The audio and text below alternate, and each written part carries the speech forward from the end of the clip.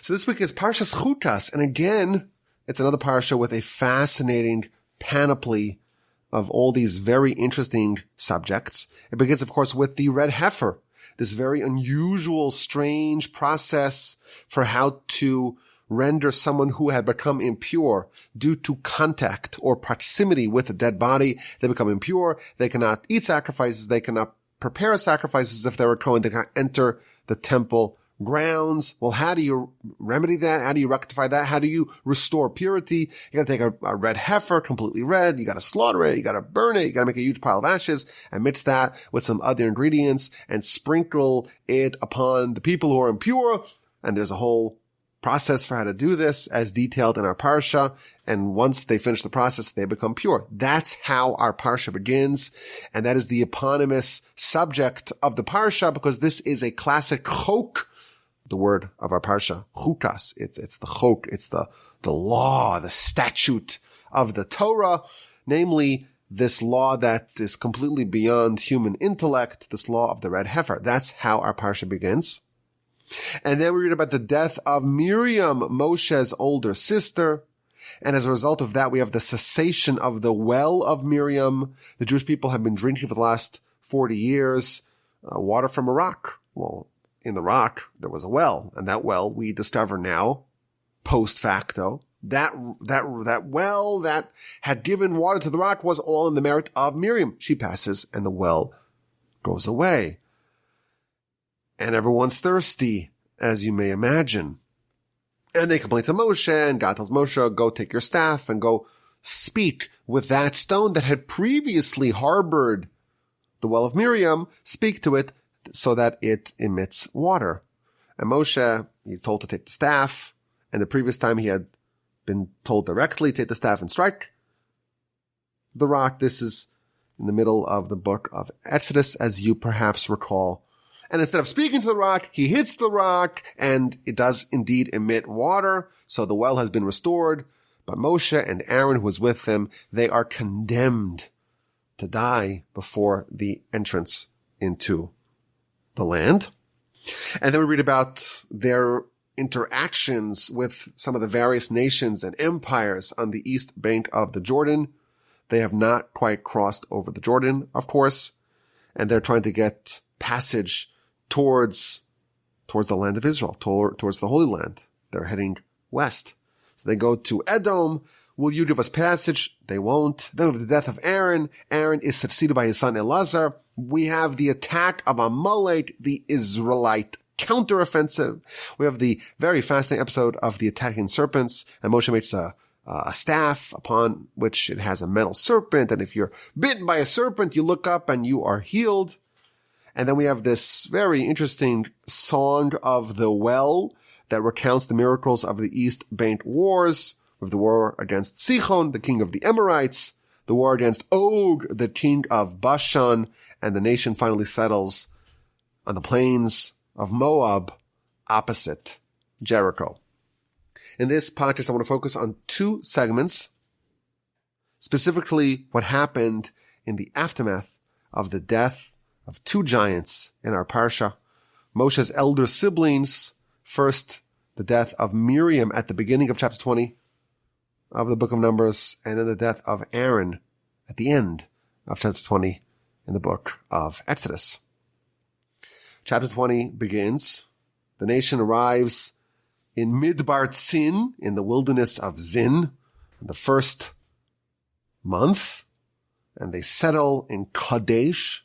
Vatamas sham Miriam, and Miriam died over there, and she was buried over there.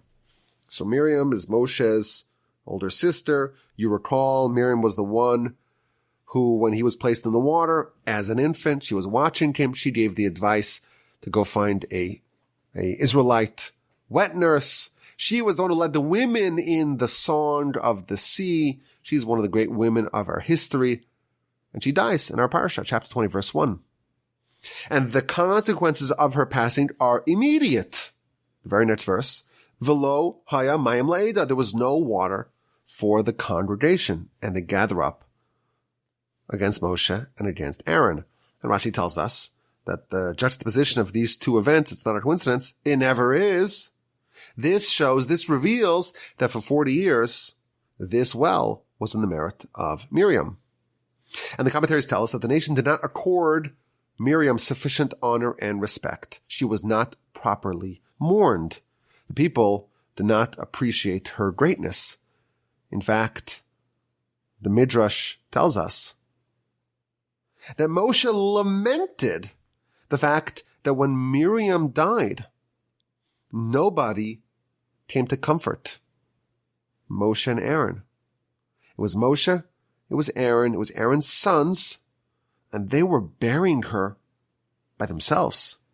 And they were bewailing the loss of this great woman by themselves. And they eulogized her by themselves. And they buried her by themselves. You would think, this is the greatest woman in the whole nation.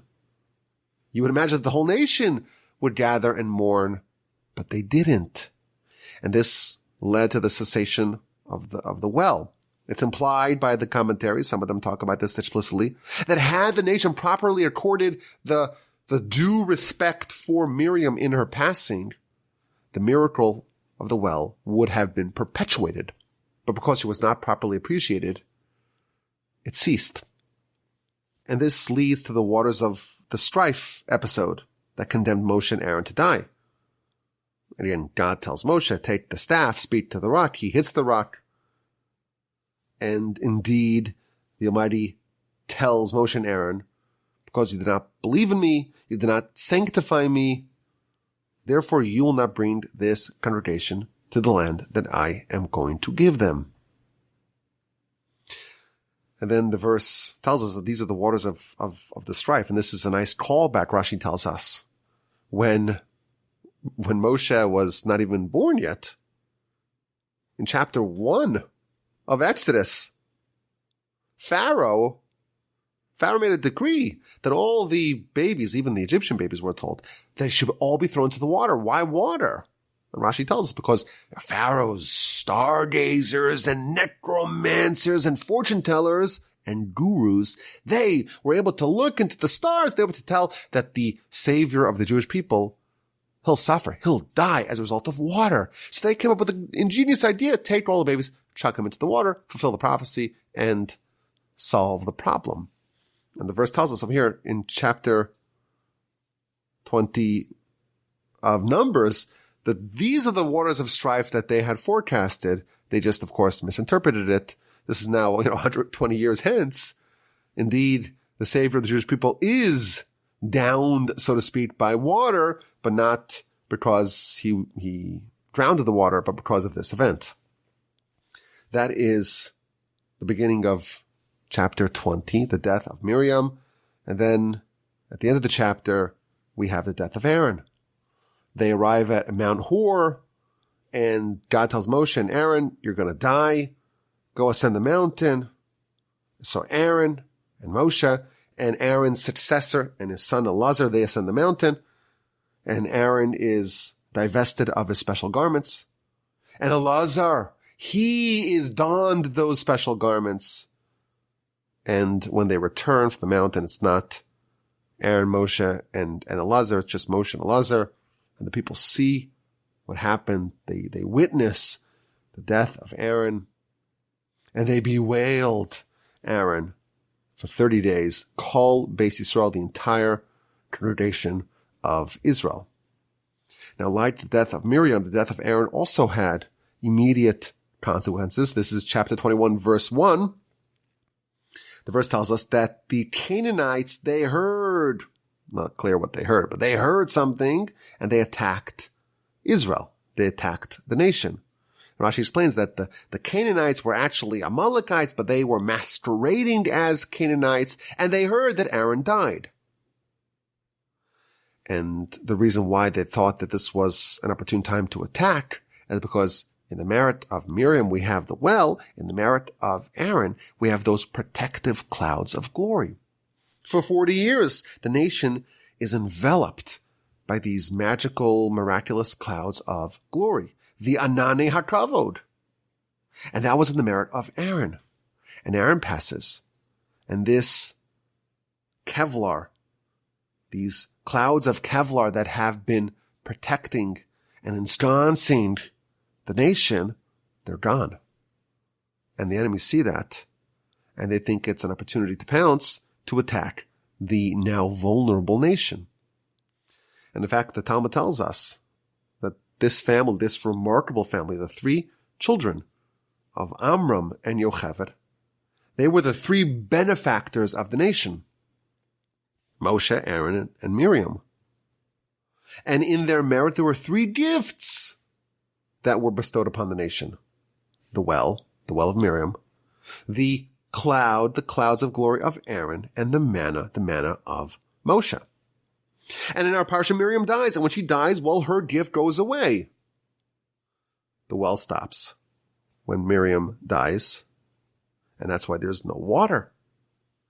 But then it came back, the Talmud tells us, in the merit of Moshe and Aaron. And then Aaron died, and then the clouds of glory went away, because that was in his merit. And that's why they were attacked by the Amalekites masquerading as Canaanites.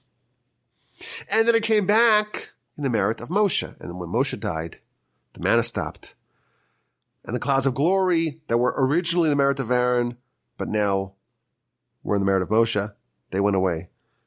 And the well that was originally in the merit of Miriam, and then restored by Moshe and Aaron, that went away as well.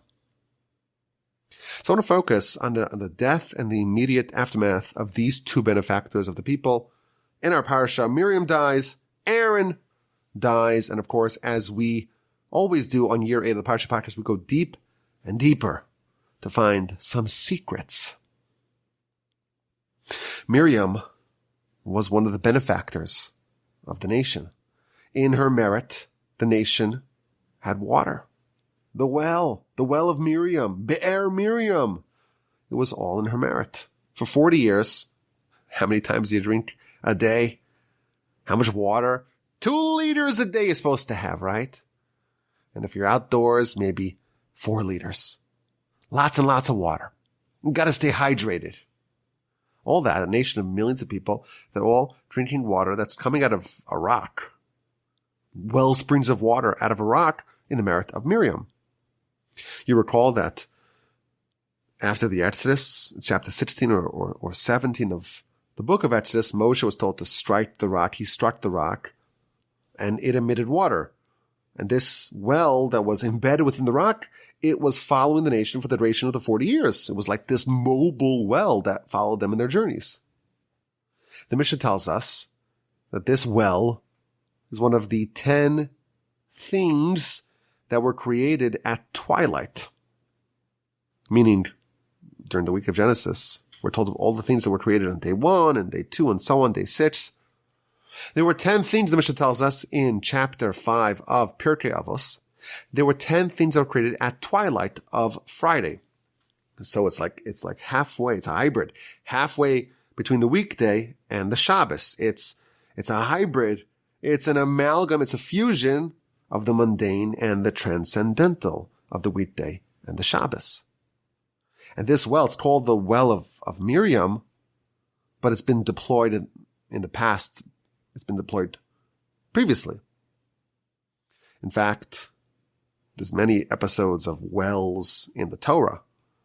And if you look at some of the other commentators, some of the deeper sources, they trace and they link many of the episodes, in Genesis in particular, of wells to this same well.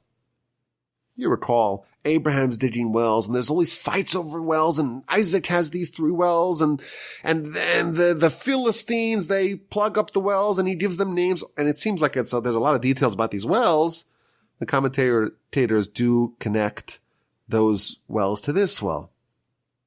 Perhaps you recall the episode of Abraham banishing Hagar and her son Ishmael. Ishmael is a bad influence on Isaac. He wants to kill Isaac. And Sarah tells Abraham, send him away. Abraham doesn't want to do it. God tells Abraham, listen, hearken to Sarah. And he banishes them. And he gives them some water, but that is depleted. and Ishmael's about to die. And Hagar prays for him, Ishmael prays for himself, and they're shown a well. The Midrash tells us that this well that they were shown in the desert is the same well, is an earlier iteration of the same well that's featured in our Parsha, the well of Miriam. It's been around for a very long time, since twilight of Friday of Genesis, and there are more stops and junctures in its journey. It makes other appearances, but now it's here in the merit of Miriam. It's been a fixture of the nation's life for 40 years, and then Miriam dies, and it disappears. And it comes back thanks to Moshe and Aaron, but when Moshe dies, it goes away. And we're told, Rashi brings it down, that it did not cease. It went to the Sea of the Galilee, to the Kinneret. And it embedded itself there, and that's where it's hanging out. It's still around today. You could travel to Israel, and you could go to the Kinneret, to the Sea of Galilee. And in there, somewhere in there, is the same well, the well of Miriam, this well that was created at twilight of Genesis, of the week of Genesis, between Friday and Shabbos. Now, the significance of this well is quite vast. The Midrash calculates for us that the Hebrew word for well is be'er. It means a well, be'er. And this word appears 48 times in the Torah. And that's not a coincidence, says the Midrash, because there are 48 different pathways to Torah. There are 48 ways to wisdom. This is the Parsha podcast, as you know. But you are familiar with the fact that I am also the fortunate host of an ethics podcast that goes through the book, The Ethics of Our Fathers, Pirkei Avos. And right now we're wrapping up the section of the book that's the 48 ways to wisdom. There's 48 portals to Torah. There's 48 well springs in which a person can absorb some of the waters of Torah. And that's what the word be'er appears 48 times in the Torah. Now this word be'er, it has another meaning. The word be'er also means to explain and to clarify. At the beginning of Devarim, the verse tells us, I think it's Devarim chapter 1 verses, I think it's either 5 or 6. I probably should have done my research before I got to record here. I think it's 1:5 or 1:6. It says that Moshe began to clarify the Torah. Be'eres HaTorah Azos. The same word for a well. It's the word for clarity, to clarify. And Rashi there tells us that Moshe conveyed the Torah in 70 languages. All the languages, in every possible way of communicating, Moshe conveyed the Torah to us in Devarim. So this idea of a well, it's the same word as the word that means clarity and complete clarity, scintillating clarity, clarifying the Torah from every perspective, in every dimension, in every angle, in all the possible ways that it can be clarified. Now we're told further, the well, it's not just a convenient source of H2O. We're told that this well, this special well, the well of Miriam, this special well bestowed upon anyone who drank from it unprecedented clarity. And there's a story, I've told this in the past, many years ago, when the Arizal arrived to Tzfat in the 1570s. He came there with an objective to teach the Kabbalistic Torah to his student, Rabbi Chaim Vital. And they were together for only 2 years. And he was teaching and teaching and teaching him, and his student was not absorbing it. And And what happened was, this is a story that's recounted by the student, Baruch Chaim Vital, that Rizal, he took him to the Sea of the Galilee. And they got into a boat. And they went to a certain part of the sea. And he took a cup. And he says, right over here, right where we are. This is where the wellspring of Miriam is currently situated. And he took a little cup and gave him to drink. And once he drank from that, the wellsprings opened. The clarity, the Be'eres HaTorah, the 70 dimensions, all that was open before him, and was able to convey to him in a very quick fashion all of the infinite secrets of the Kabbalistic Torah. Now, my father told me that when he was a kid, he went with his father on vacation to the northern part of Israel. And he remembers his father going to the city of Tiberias and inquiring and asking, where do we find, does anyone know where exactly in this sea that water spot is? Because I really, really want to drink from that wellspring. But isn't it interesting? The word be'er, which means a well, it's the same word as clarity and clarification and scintillating clarity in all languages in every possible dimension. And this is part of our Parsha, the story of our Parsha. And we have a description. It's the well of Miriam. It was in a rock. It was lost when she died, and it was restored in our Parsha.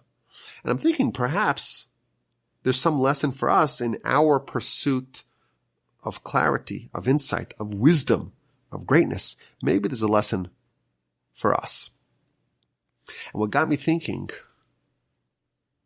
is that I remember a different episode in the Torah with a rock and water. We're in the book of Numbers. But you recall perhaps way back in Genesis, Jacob and his twin brother Esav, you remember this. And Esav, he was the firstborn, and Jacob did the whole usurpation of the blessings. He impersonated him. You remember that story, right? And then when Esav finds out, he's hopping mad. And he plans to kill Jacob. And Jacob is fleeing, and he makes a pit stop on Temple Mount, and he has a dream with the ladders to heaven, ascending and descending angels. And then he arrives in Haran, and he's there to meet one of the daughters of Laban, and he's going to marry her and settle down there and wait for his brother's wrath to subside. And he goes to the well. And he sees a well, and there's a large boulder, a stone, a rock, atop the well. And he sees some loafing shepherds there, and he talks to them, and he gives them some rebuke. You're hired hands. Why are you loafing around midday? You should be working.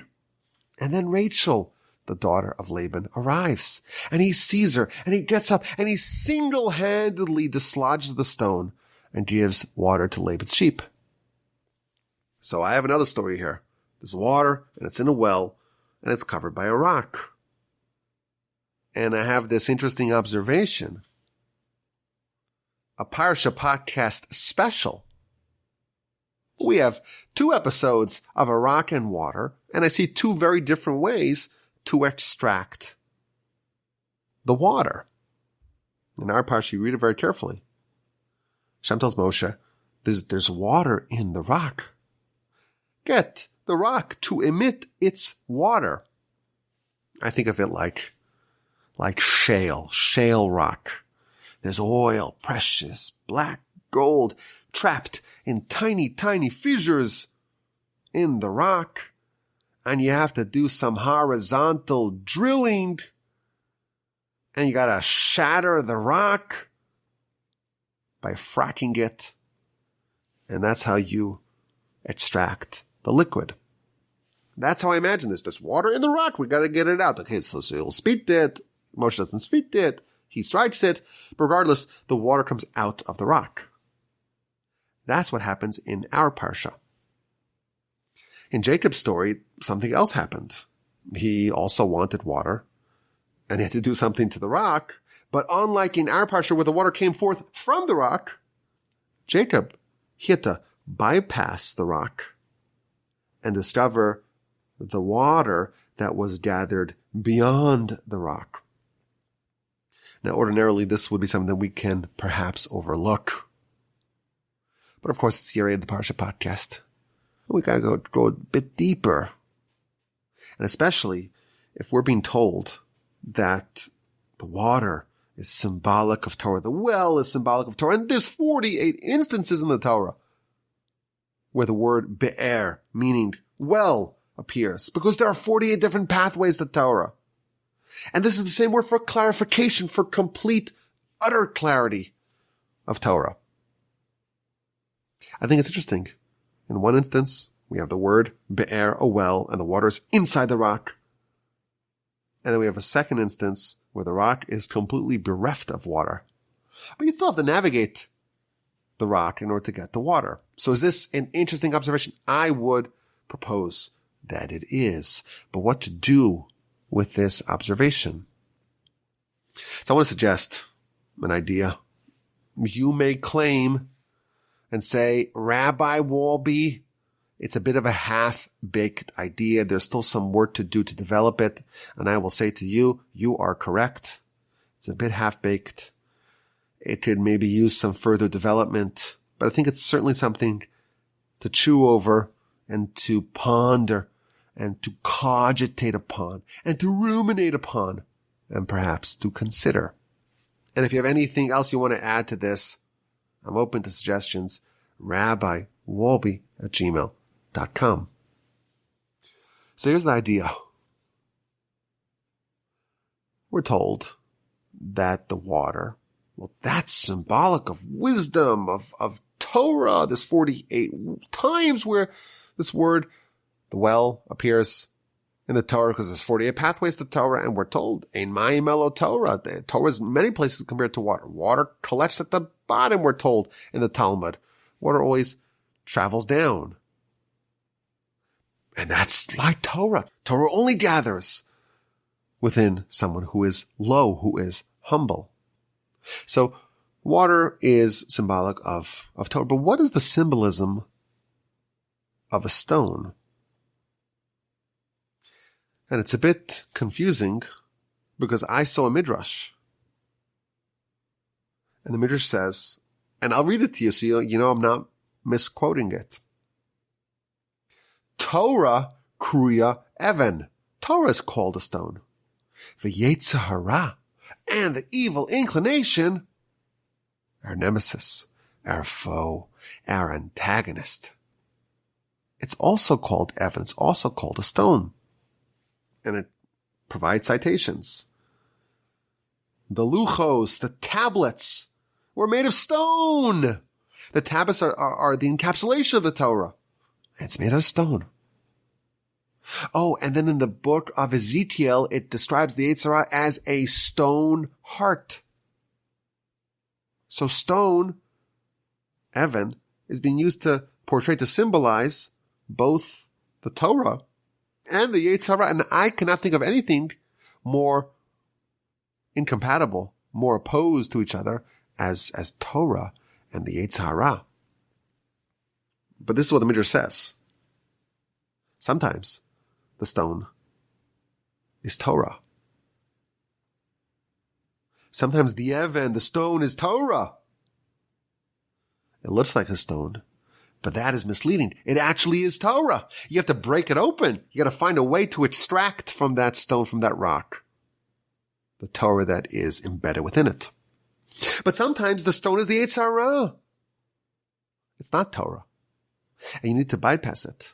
You need to overcome it in some way, in some fashion, in order to get the Torah, which may lie beyond the stone. Rocks are not monolithic. Okay, let me say that again. I'm very proud of it. Rocks are not monolithic. Sometimes the rocks are Torah, because it contains Torah within it. And sometimes it's the Yetzer Hara. So maybe in our Parsha, we have a stone, and Hashem tells Moshe, the Imai tells Moshe, go speak to it, go strike it. In it is water. That's the type of stone that has Torah within it, that has that clarity within it, that has that wellspring within it. In the episode of Jacob, perhaps, the stone is symbolic of the other way that stone can manifest itself. It is the Yetzer Hara, and you need to overcome it to get to the water. Again, it's somewhat confusing, because in some citations we're told that the stone is symbolic of Torah, and others we're told that it's emblematic of the evil inclination, the great foe that we need to overcome and defeat. So maybe the idea is like this. Stone, it never looks like water. It always seems to be an obstacle.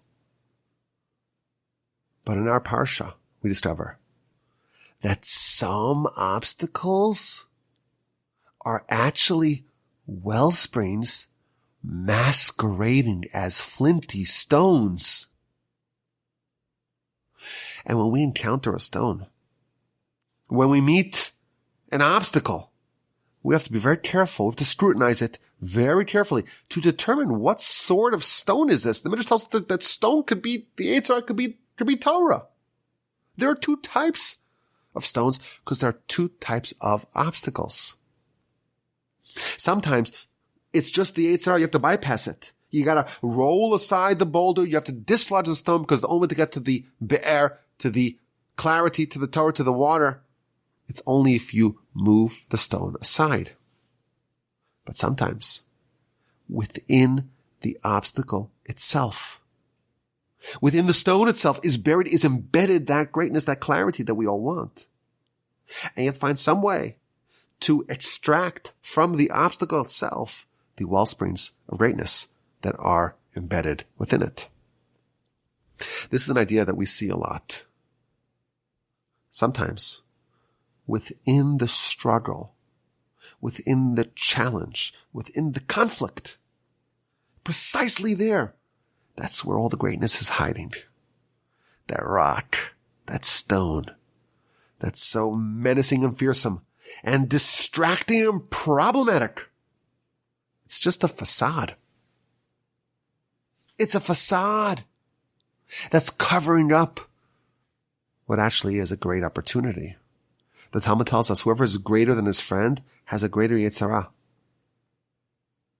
The larger the stone, the more fearsome the stone, that is directly proportional to how wonderful, how delightful, how delicious, how empowering, how scintillatingly clear the waters embedded within it are.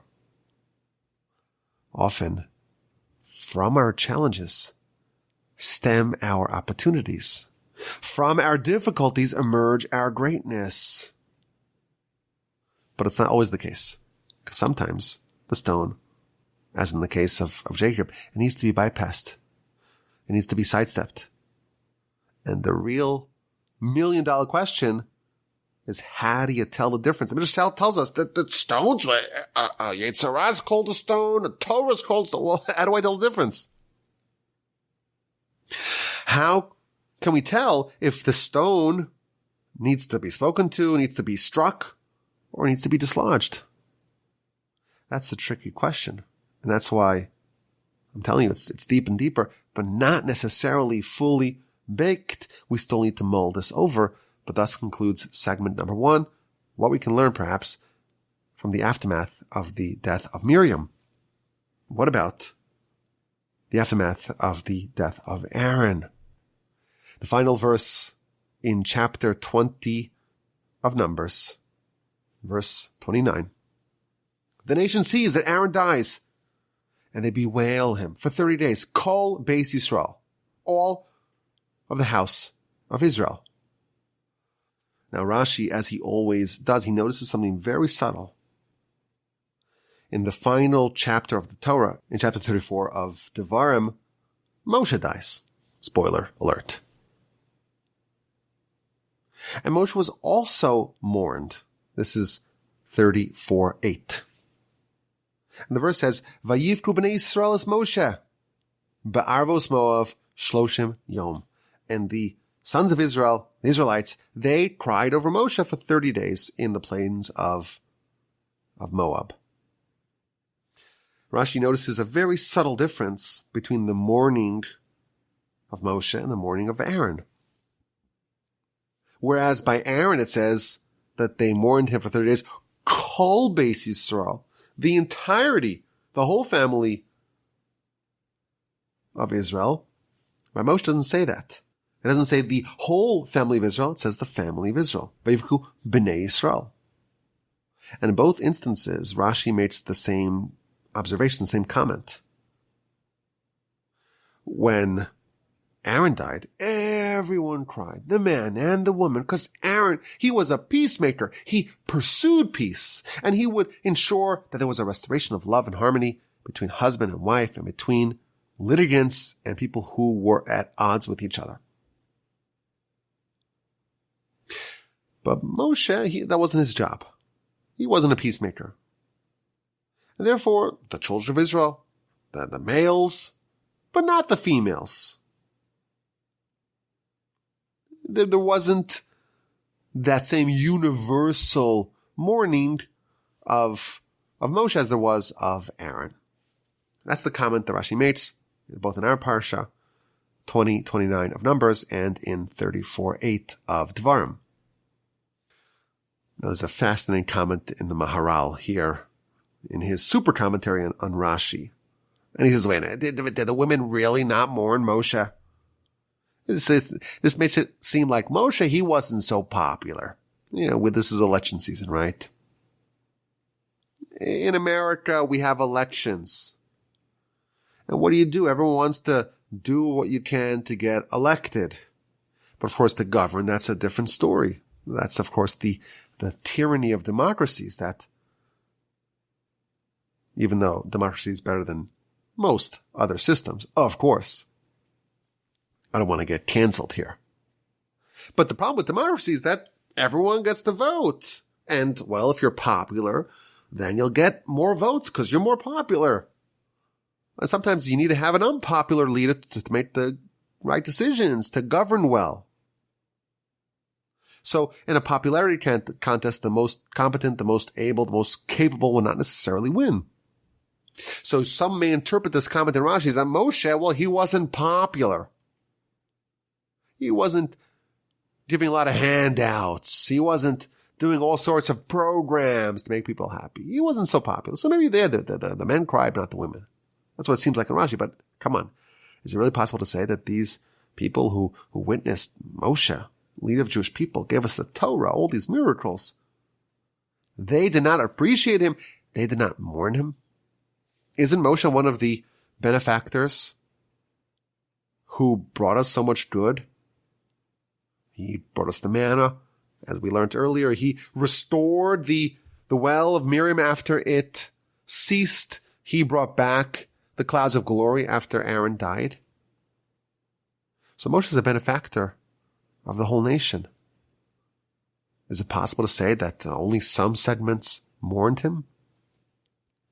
That's the question that he asks. And he gives a very deep and powerful and delightful answer. He says, certainly, Moshe was mourned by all, by men, by women, not a question. But Moshe benefited the people, and Aaron benefited the people.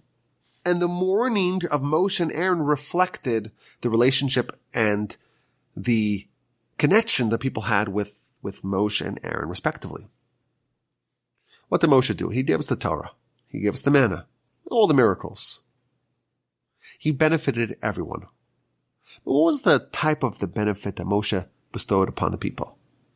Moshe's benefit, says the Maharal, it was unitary. It was singular. Everyone got manna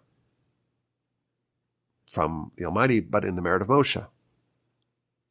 Everyone got the Torah from the Almighty in the merit of Moshe. Moshe provided the same thing for everyone. Everyone got manna in his merit, Torah in his merit.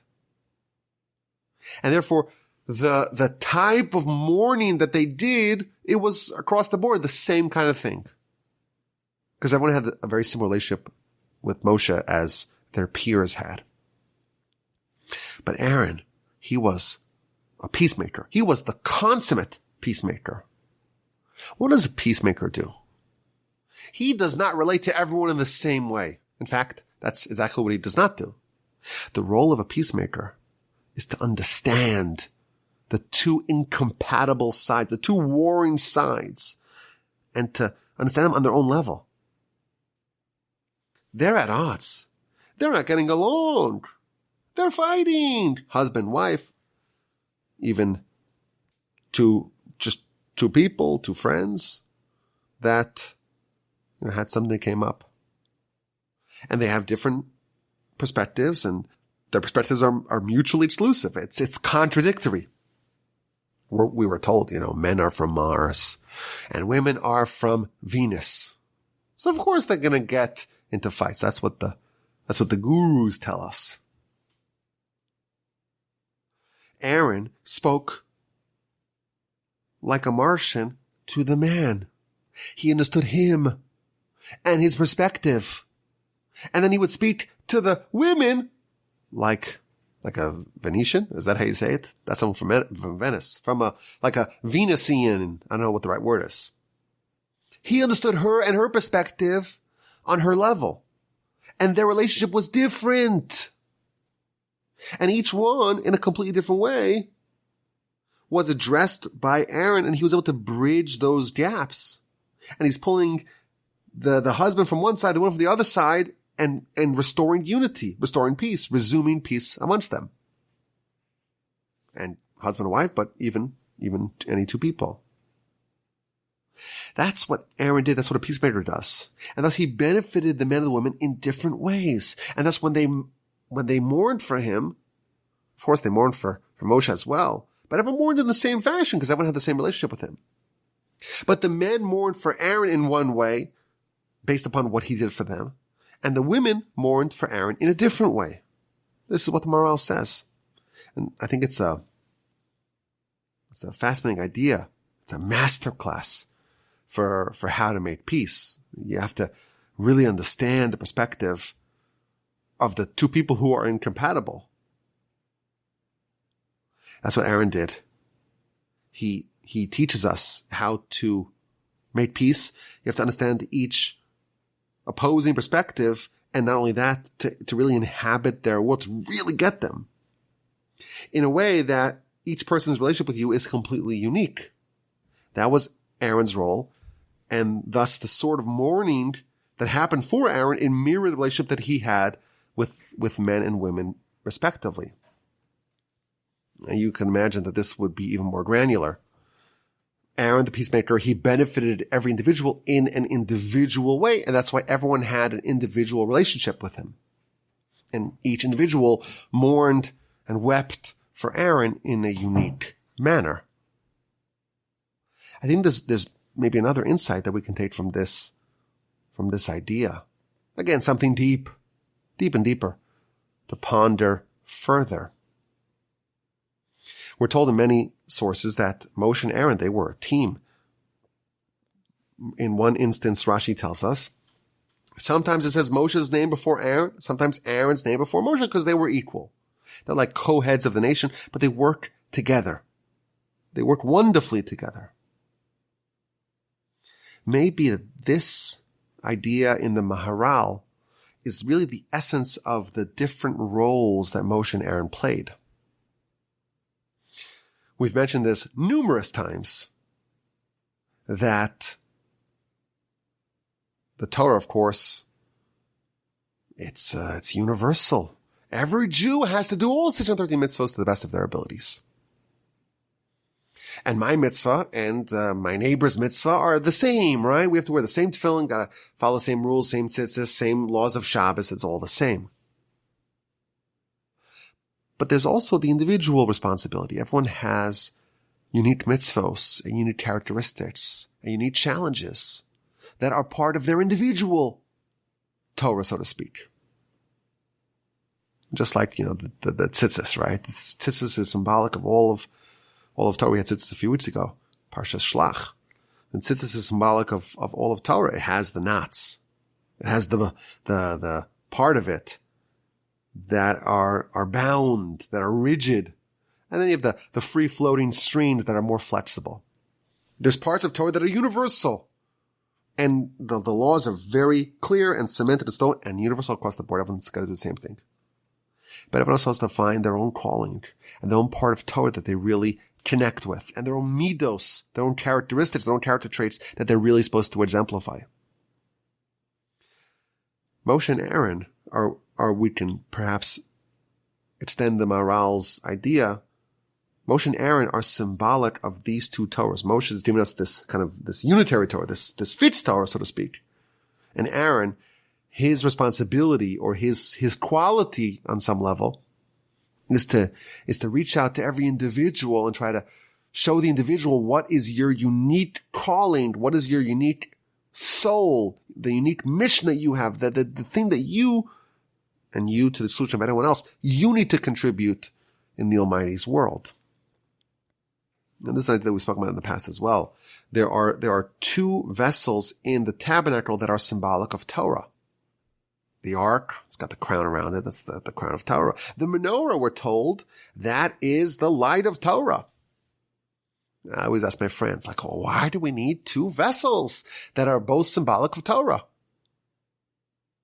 If you want to become wise, the Talmud tells us, you got to veer southward. Why? Because the menorah was on the southern part of the tabernacle. Oh, and if you want to become rich, you got to go north. Because the shulchan, the table, that was on the northern part of the tabernacle. So the menorah was symbolic of Torah, but so is the ark. Maybe the ark, well, that's almost like Moshe's Torah. Very fixed, very rigid. The menorah, perhaps we can speculate, it has one base, but then it branches out to the right and to the left. There's multiple branches. And that's symbolic of every individual's, so to speak, light of Torah that they must develop and promulgate forth. And we're told that Moshe, he was not able to understand the menorah. He had to see it projected upon the mountain. And he tried to understand. He couldn't do it. Why did Moshe struggle so much with the menorah? Because maybe this is really the domain of Aaron. I was thinking, Moshe gave us the manna. What did the manna taste like? Manna tastes like whatever you want it to taste like. You want shawarma? You want a Mediterranean food? You want a superfood like avocados, blueberries, ice cream or pickles, whatever you want, or almost whatever you want. The manna could become any flavor. But that was not what Moshe did. He gave you the manna. You figure out, so to speak, on your own what you want it to taste like. So maybe this is just, again, a larger idea that Moshe has this unitary, this across the board relationship with the nation. And thus they all mourned him, but everyone mourned him the same way, whereas Aaron, everyone mourned them in an individualistic way. Maybe there's a lesson for us about what really the two elements of the Torah that we must understand and work upon, the universal and the individualistic and personal. Some ideas to chew upon. Maybe you could argue that this is also half-baked, but isn't that what we do? Half-baked ideas. I think this one is maybe 3/4 or 9/10 baked. I think it's good enough. I think it qualifies, and I appreciate your time and your listenership. Right now it's already past 12:30 Eastern time. It's early Thursday morning. I'm going to stop recording, begin editing, and hopefully release it very soon. But I appreciate your time and your listenership. I hope you enjoy this. I want to thank the Almighty. I'm telling you, I say this a lot, but it's really true. This is all a gift from the Almighty, because this came out of nothing. And I really had very, very, very little time this week to prepare, to really do any work at all. I apologize for all of y'all that are waiting for my emails and responses. I'll get to everyone, please God, eventually. I apologize for that. Forgive me. I'm working really hard. Thank you, Almighty God, for giving us this wonderful Torah and this wonderful podcast, which I enjoyed. Maybe you didn't enjoy it. That's okay. Send me an email, rabbi@wobajima.com. Have a wonderful, splendid day and rest of your week, and sensational, exhilarating, peaceful, safe, invigorating Shabbos. And please God, with the unending help of the Almighty, we'll talk again next week. The email address is rabbi@gmail.com.